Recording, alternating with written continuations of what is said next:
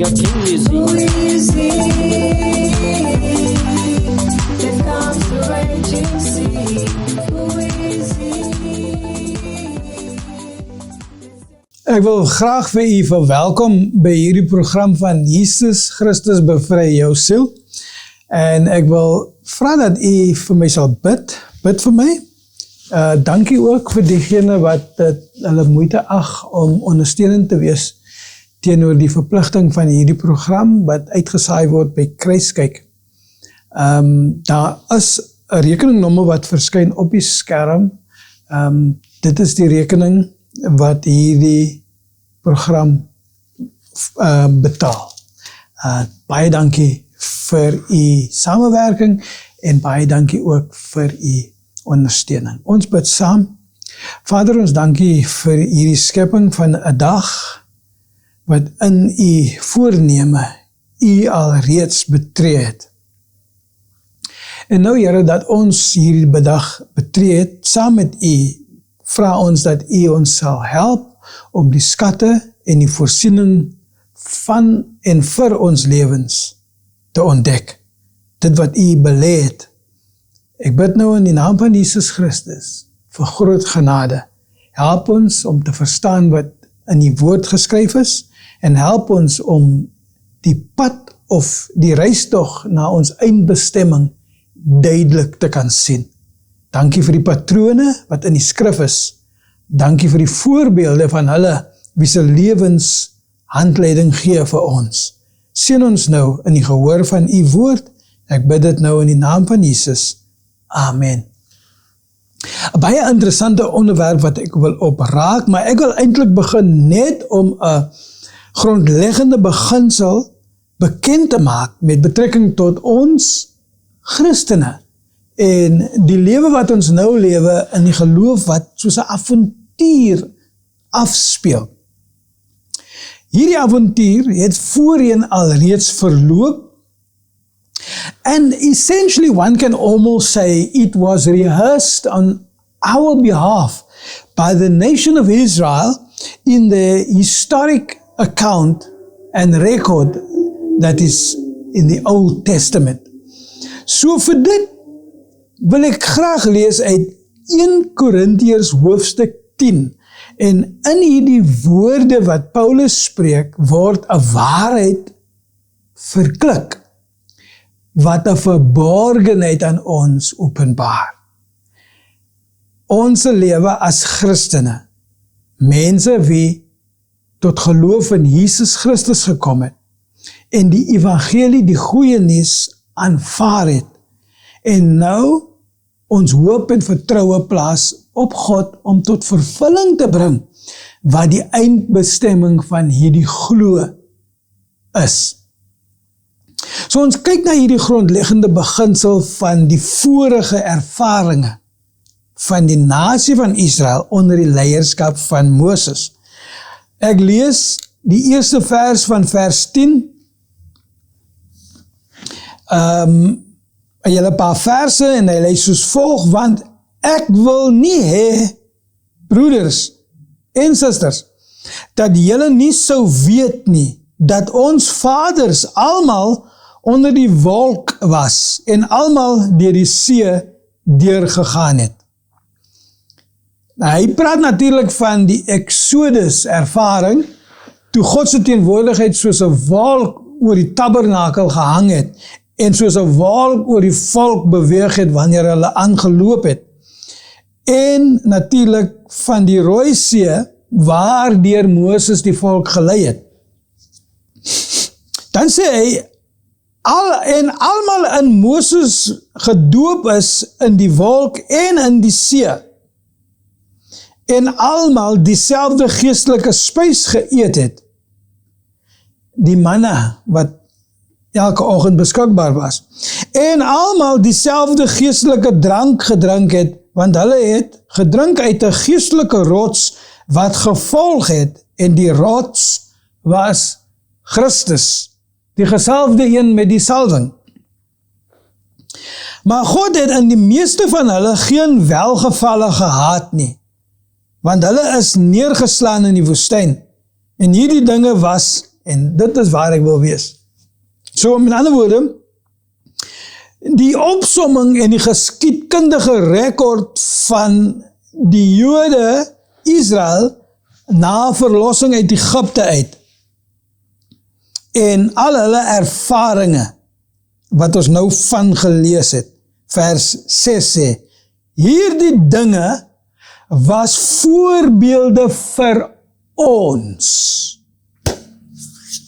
So hierdie dinge het plaasgevind 1500 jaar voor Christus.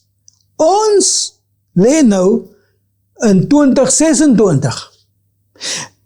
Toe Paulus dit geskryf het, om en by 70 na Christus, sê hy, dit was vir hulle en in die getrouheid van God vir ons nou, is dit 'n voorbeeld dat ons nie begerig moet wees na slegte dinge soos hulle begeerig was nie. Het ek nou regtig dit gesê? Dat ons nie begeerig sal wees nie.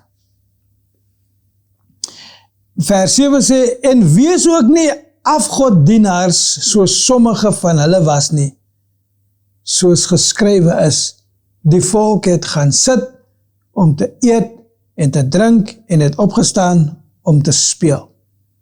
En laat ons nie hoereer soos sommige van hulle gehoereer het nie, en daar het op een dag 23.000 geval. En laat ons Christus nie versoek soos ook sommige van hulle gedoen het nie, en hulle het deur die slange omgekom.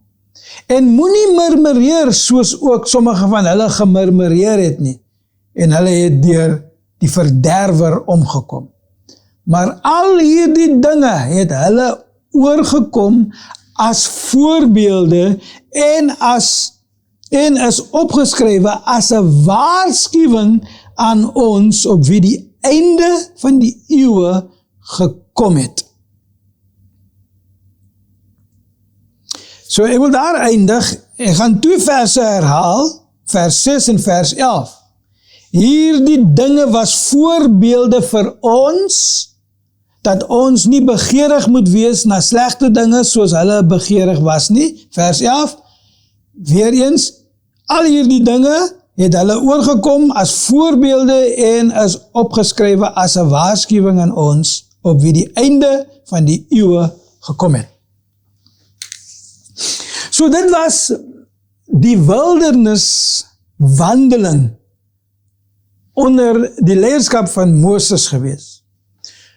Maar Moses se tyd in die wildernis, volgens die voorbeelde wat dit uitbeeld, dit is 'n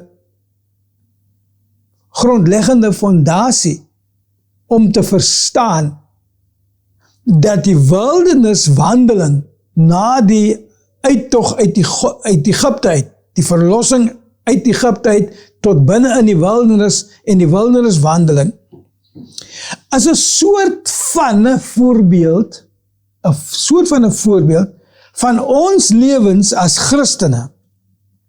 Vanaf die oomblik wat ons tot die Here gekom het in bekering en inkering. In ons afwagting van die oomblik wanneer ons die hemel gaan betree. Of dit gaan wees wanneer ons uit die dode uit opstaan as ons sou sterf, of as dit sal wees wanneer ons in die weggeraping saam met die opgewektes uit die doodheid die hemel betree, maar ons eindbestemming is om die hemel te betree, om met God te wees tot in ewigheid, in 'n onverganklike toestand, in 'n getransformeerde toestand, wat hy beloof het. So daar is fases van hierdie historiese rekord, wat uitbeelding gee, van hierdie tyd van glo in geloof, met die verwagting van die eindbestemming wat die hemel is. Dit is wat Moses se tyd met Israel in die wildernis na die verlossing uit Egipte uit 'n voorbeeld van is. Die rekord, die geskiedkundige, historiese belewenis. Maar daar is 'n verdere voorbeeld wat 'n uitbeelding is van die hemel betree. Onthou, ons is bestem om hemel toe te gaan. Ons is bestem, soos Paulus van praat, sê, ons is nie wat ons sal wees nie, maar wanneer ons hom sien, dan sal ons omskep word om soos hy te wees. En ons sal dus met hom tot in ewigheid wees. So, in die geval van Joshua, wie Moses se plaasvervanger is nadat Moses dood op die berg Nebo. Moses se tyd het verbygegaan en die volk is nou reg om die beloofde land te betree. So die beloofde land was ook Kanaanland gewees. Maar die naam Kanaanland is 'n verkeerde benoeming van die land. Want die land was bestem gewees om in die besit van Israel te wees. Omdat Israel die nageslag van Abraham was, en Abraham is in die bloedlyn van Shem. En Shem, die seun van Noag, was die een aan wie hierdie stuk landgoed, wat ons nou in die Midde-Ooste beskou, in die politiek en die oorlog wat daar plaasvind, as die nasie van Israel, wat ook 'n verkeerde naam gegee was, Palestinia. So die name is nie Kanaanland of Palestinia nie. Die name is die beloofde land, die land van Israel, God se land, wat hy aan Abraham se nageslag verskaf het, wat hy ten alle tye aan homself nog toeëien as sy eie land, wie hy in die sorg van Israel gegee het, wat hy in die sorg van Israel gegee het. So, in die beginsel van die voorbeeld van die geskiedkundige belewenis, is daar 'n uitbeelding van die beloofde land as die koninkryk van die Here, die koninkryk van God, waar God koning is in die land oor die nasie van die mense, wie net Israel moes gewees het. God se instruksie deur Moses aan Joshua is, wanneer die beloofde land invaar, moet jy die inwoners daar van die land onteien, omdat hulle onwettig daar is. Die land behoort aan God, God gee dit vir Shem, en Shem se nageslag 10 geslagte van hom af is Abraham, en dit is die land en die stad wat God aan Abraham beloof het, die stad Jerusalem, wat in die besit van Dawid sou kom, en dan as 'n hoofstad vir die nasie en die land sou dien. Maar Joshua sou die persoon wees wat die volk in die land inlei. Die naam Joshua het 'n soortgelyke waarde en betekenis soos die naam Yeshua, wat die naam van Jesus in ons Engels of Afrikaans is. En dit beteken hy wie die volk red. The one who saves his people. Joshua se naam het dieselfde betekenis en waarde as die naam van Yeshua, wat Jesus is. So Joshua beeld uit die karakter van Jesus hierin, dat hy is die een onder wie se leierskap God die volk na die beloofde land toe vat, wat se beloofde land 'n uitbeelding en voorbeeld sal dien as die hemel. Die land wat die hemele seën, die land wat vloei met melk en honing, die land van die belofte wat God gemaak het aan Abraham. En ons gaan dit nou lees, en dis 'n heel wat skrif wat ek wil lees, en ek hoop ek kan dit doen sonder om enigiets uit te los. So ons gaan nou na die boek van Joshua, en ons lees van daardie oomblik wat God aan Joshua gesê het, berei die volk voor.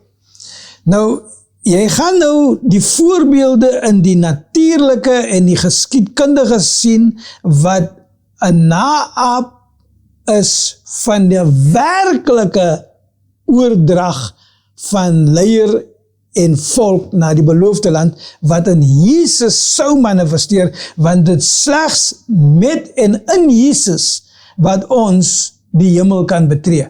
Johannes 14 sê, moet nie bevrees wees nie, julle glo in God, glo ook in my. In my Vaders huis is 'n menigte van wonings.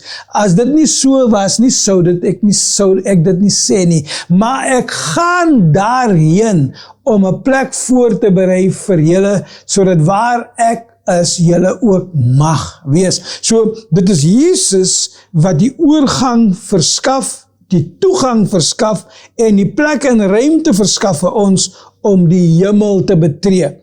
En Joshua gaan nou die uitbeelding in voorbeeld vir ons verskaf van dieselfde, en ons lees dit saam in Joshua hoofstuk 3. En ons lees, het ek net die regte skrif kry. Ek lees vanaf hoofstuk 3. Daarop het Joshua die môre vroeg klaargemaak, en hy met al die kinders van Israel het van Sittim af weggetrek en by die Jordaan aangekom. So die Jordaan rivier gaan nou vir ons verteenwoordig die dood, van die skeiding tussen die wilderniservaring wat hierdie belewenis is wat ons deurmaak as gelowiges in afwagting van die eindbestemming om met God te wees, lewe ons deur geloof heiliglik. Hulle wat ons voortgegaan het nog nie hemel toe gegaan nie, hulle wag daar by die Jordaan rivier. Die Jordaan is 'n sinnebeeld van die dood.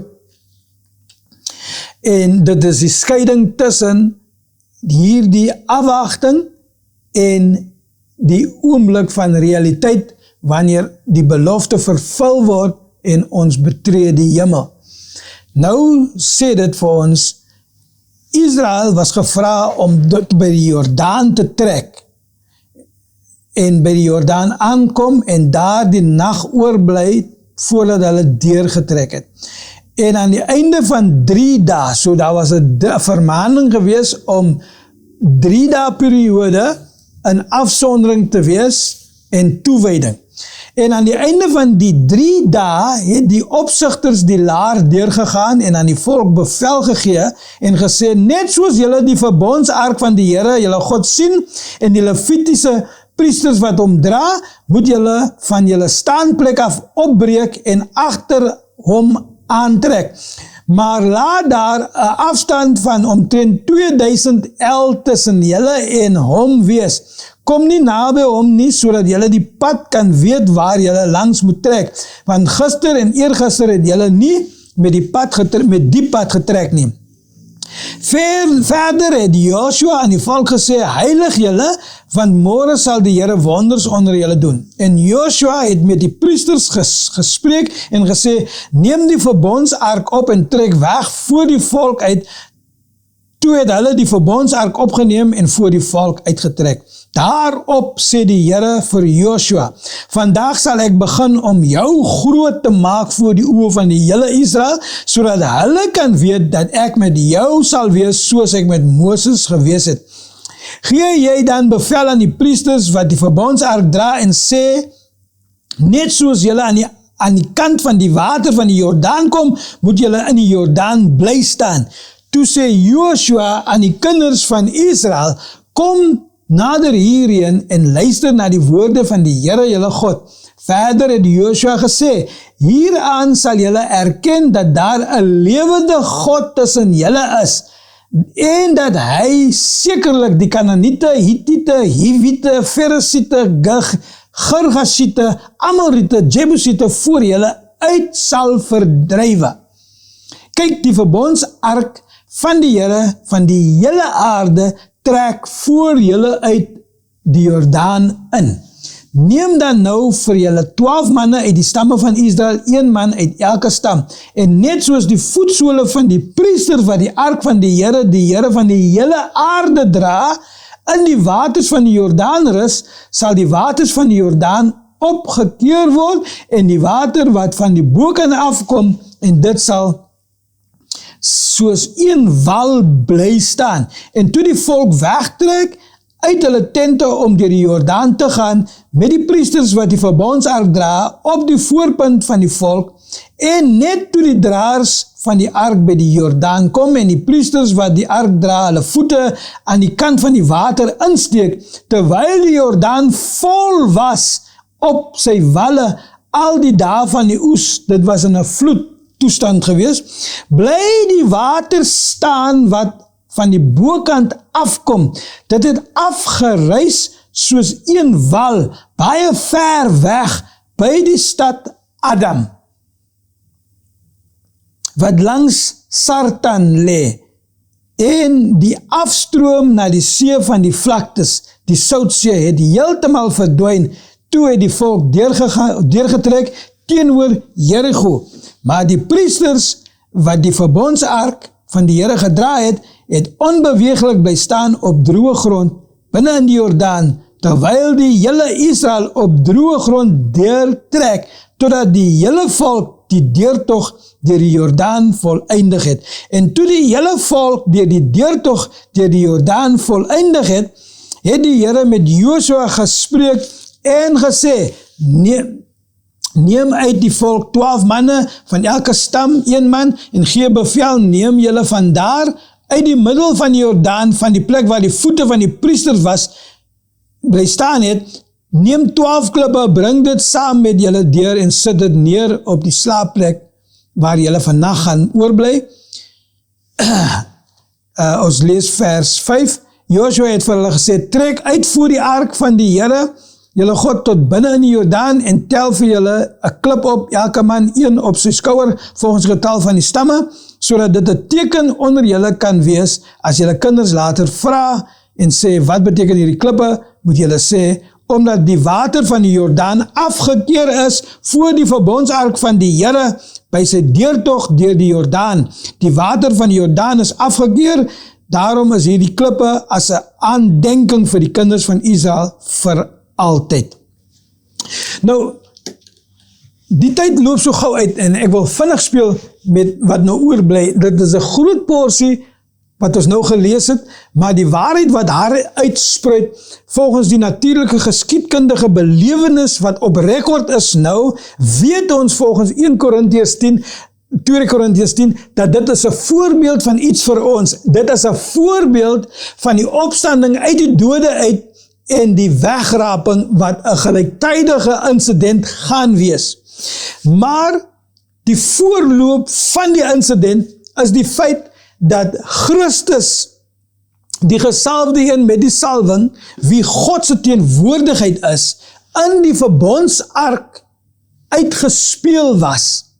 En die verbondsark wat gedra was deur hierdie leviete, het iets wonderlik veroorsaak. Deurdat die teenwoordigheid van God se heerlikheid in daardie verbondsark toegelaat het, dat die stroom van die dood wat die Jordaan verteenwoordig het.